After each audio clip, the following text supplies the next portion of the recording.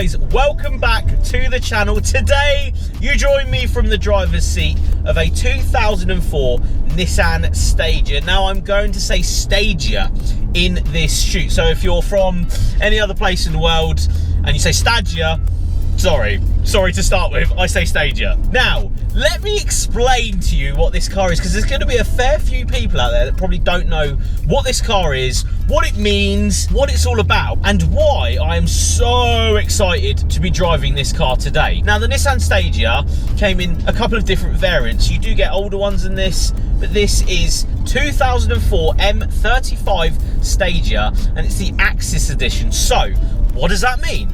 It has, from the factory, a bigger, wide-arched body kit. As you can see down the sides of the car, it has wide arches front and back. It has a side skirt, rear spats, and a bit of a more defined rear bumper. It also has this chrome debadged grille from the factory and Nissan wind deflectors, which any Japanese fanboy out there will realise that having standard Nissan factory-fitted air wind deflectors are a fantastic feature because they're incredibly expensive on the second-hand market. Now, run through of this car is V6 turbocharged engine up front. This one is running around 300 brake horsepower. From the factory, they're around 280, but again, the Axis edition means that it's got an exhaust system on it from the factory, and this has a couple of other little bits and air filter stuff like that. So we're going to ballpark 300 brake horsepower on this car. That is mated to a Tiptronic 5-speed automatic gearbox, which is about right. Luxury whips like this from Japan pretty much always come in automatic. Overtaking a cyclist.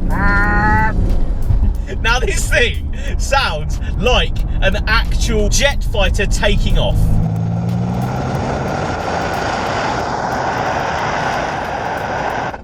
When you put the hammer down on that accelerator, it sounds like a jet fighter, this thing. And you cruise through little towns. You know, at the moment I'm cruising through a little town. No one knows what this thing is. They don't understand what is going on. If anything, people think these are Volvos, and that isn't a bad thing. Volvos are fantastic. What, an 850? Bloody right, I want to look like that. Awesome car. But this has got to be one of the rare sightings in the UK at the moment, especially an M35 Axis edition. You don't see many of them. I think, don't quote me on this, there's like 18, 20 of this variant of the Stagea in the UK at the moment. So what is it like to drive? Well, luxury inside, very luxury based. You got a big leather, comfy seats, heated, with all of your controls just down here next to the seat. Great use of space.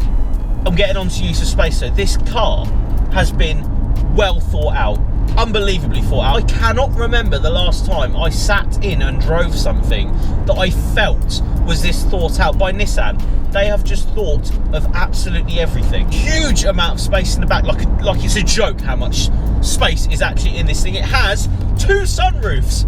2, and they both actually retract all the way. So cool. This means that the R&D to make 2 sunroofs in an estate is so much to do that.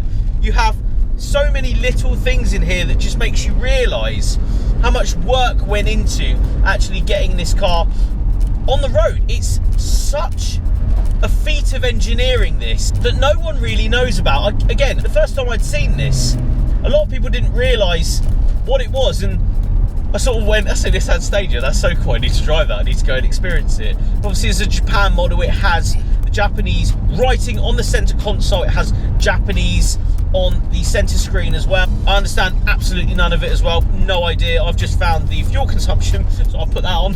Right, accelerate. Now, don't get me wrong, it's not the fastest thing in the world, it isn't, but it makes one hell of a noise. One hell of a noise.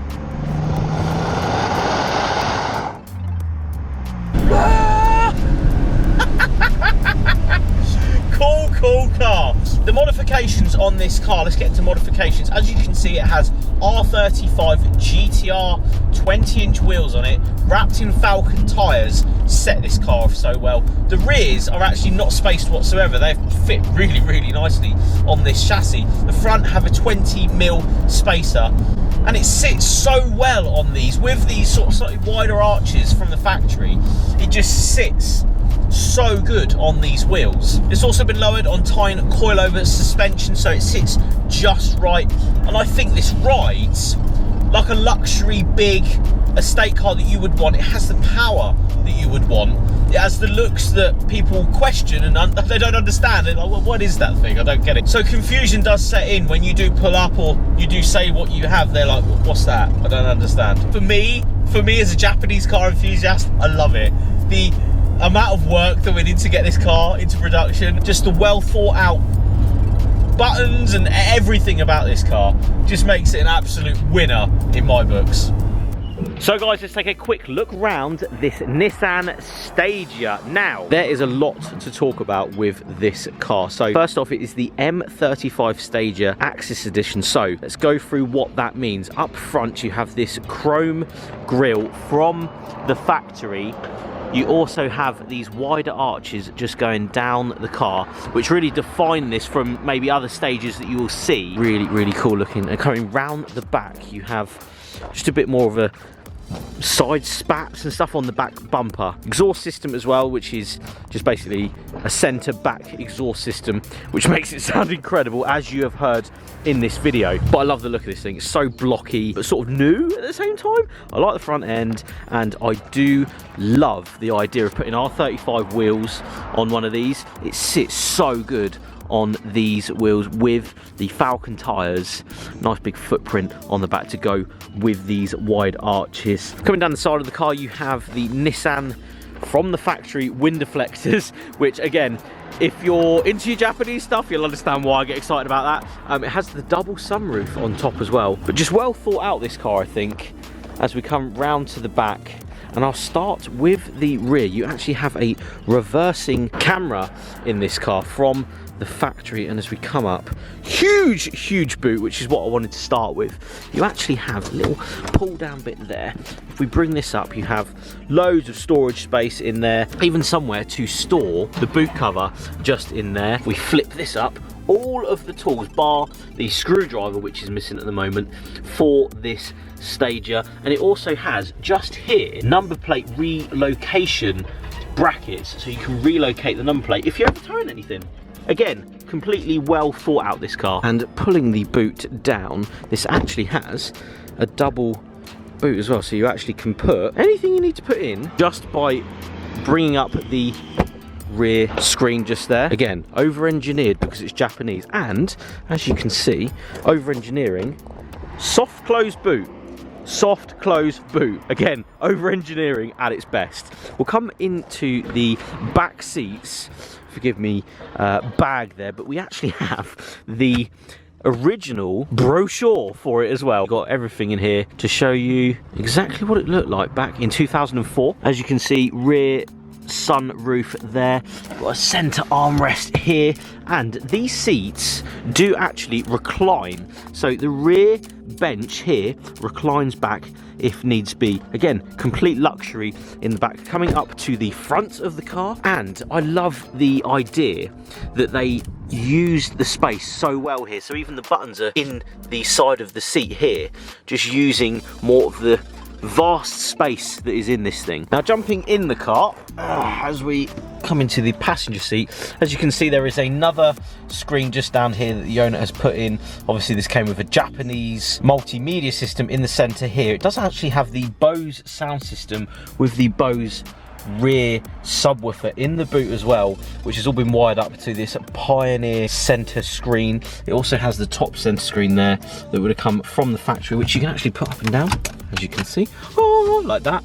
Obviously, Japanese writing all over the car. Love this. No idea what any of it means, but just press it anyway. Coming down here, you do have the selectable modes for this as well, because it's four-wheel drive, but not four-wheel drive at the same time. It's rear-wheel drive most of the time. You can actually put it in synchro, which is four-wheel basically, and then you can put it in snow mode as well. But if you keep it in the center there, it stays rear-wheel drive, but it will kick in the front wheels and throw the torque to the front or whatever it needs if the car feels like it. If it feels like it needs it, it will do it. Coming into the driver's seat as well, you have all of the buttons coming down here for lumbar, and coming under here, look at this. So you have your DVD navigation system, but this is actually the toll card that you would put, say, your card into, because in Japan there's a lot of tolls and you need a toll card. So original system that is still in the car just down here, you can actually put your card in there, and it's a factory fitted option, because obviously Japan, you have toll roads. Very cool thing, and it's hidden behind there. Again, another simple thing,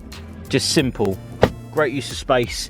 And here, very strange little pockets. Maybe to put a gun in or something. I'm not really sure. It looks like a gun holster here. It's just got everything that you would ever want to find in a luxury car. Cup holders here with genuine wood. But it's really hard to show, especially on camera, how vast this interior is and how much space you get in one of these. You can actually sort of see just by the rear headrests how wide they are. It just shows sort of how wide the rear end in this car is. And lastly, coming under the engine bay, you have the V6 Neo turbocharged engine, V6 with the turbocharger. Working with this engine solely to put it in this car, that's so much thought behind this car. So a super awesome wagon this. I absolutely love it. Luxury and size in something that basically no one understands what it is. I mean, no one even knows what this thing is. But let's get back on the road, go and enjoy this thing.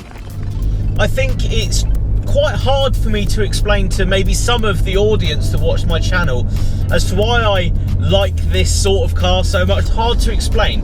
What it is that I feel when I drive something like this that they cared about every little detail, and I love that. Nissan really did a good job on this car, and although they were only available in Japan and you only see a few of them today on the UK roads, it is just such a phenomenal car, seen past by many and not understood by a lot of others as well. I think a lot of people won't understand this car and why a turbocharged big wagon like this makes any sense whatsoever. But I love it. I love the idea of this thing. I love that Scott, the owner, had bought this.